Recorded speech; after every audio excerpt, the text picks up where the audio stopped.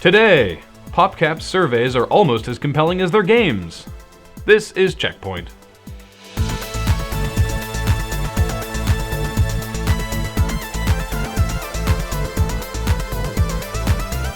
Welcome to CheckPoint, where we've noticed that very little of interest came out of CES this year. Very little of interest comes out of CES every year. Business as usual, then. The Guinness Book of World Records Gamers Edition has awarded Star Wars: The Old Republic the world record for the most voiced acting in recognition of the game's more than 200,000 lines of quest dialogue. It's odd to say this about a book originally founded to settle Irish pub arguments between toothless old men, but I think Guinness's gaming arm might be less relevant to daily life than the original book. In other news, we're going to break that record by recording all new lines for the fantastic adventures of Professor Pigglesworth, because no one said the lines of dialogue had to be good. Yet another consumer electronics show has come and gone, and the big IT gadgets this year were iPad controller attachments. Razer even debuted Project Fiona, which looks like an iPad with handles, that they tout as the first tablet designed specifically for PC gamers and PC games.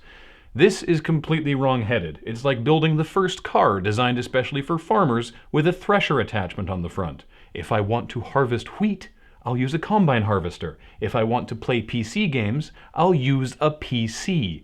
Stop trying to make tablets into something they're not. Steve Jobs would be spinning in his grave if he wasn't equipped with a complex series of gyroscopes to prevent that. New CheckPoint Whipping Boy, the PlayStation Vita, has sold 500,000 units since it was released in Japan on December 17th. That would be boring, except that in the same time period, the PS2, the must-have Christmas gift of the year 2000, sold the same amount. So with years of R&D, 2 gimmicky touch surfaces, a AAA launch lineup, and millions of dollars in marketing, Sony has managed to create a console that sells just as well as a hopelessly out-of-date system that's 12 years old. If you listen carefully, you can actually hear Sony executives weeping softly. With the word yup, Blizzard unceremoniously announced on its Twitter account that they are indeed working on a console version of Diablo 3.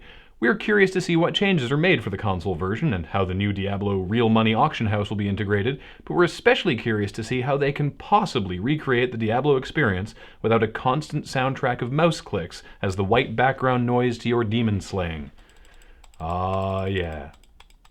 Interplay's Fallout MMO is now officially dead, or it would be if the company had ever started working on it. Bethesda has finally won back the license from Interplay after more than 2 years of increasingly ridiculous litigation to prove Interplay really had breached the terms of the deal the two companies signed in 2007. Under the contract, Interplay was supposed to have a Fallout MMO out in 4 years, so presumably a judge finally looked at the calendar, realized it was in fact now 2012, and told everybody to shut the hell up about the whole mess. PopCap's first love may be making games, but its second is clearly running surveys about itself.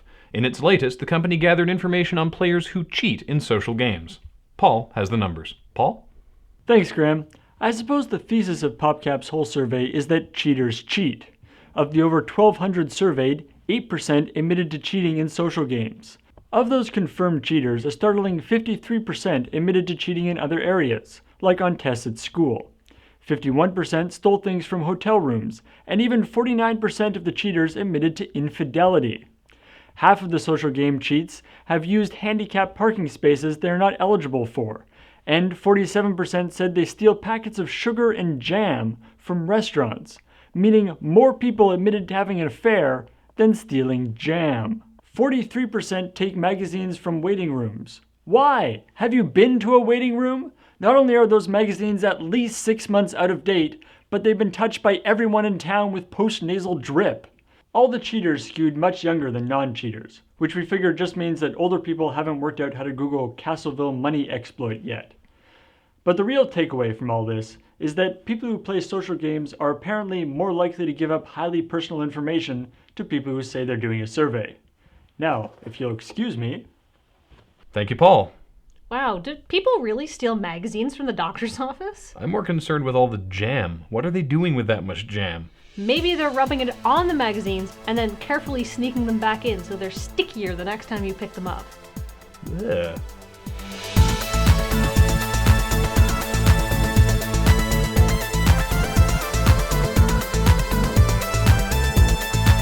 Coming up, Kaz Hirai said there will be no PS4 at E3, but he didn't rule out a PS3S. Ooh.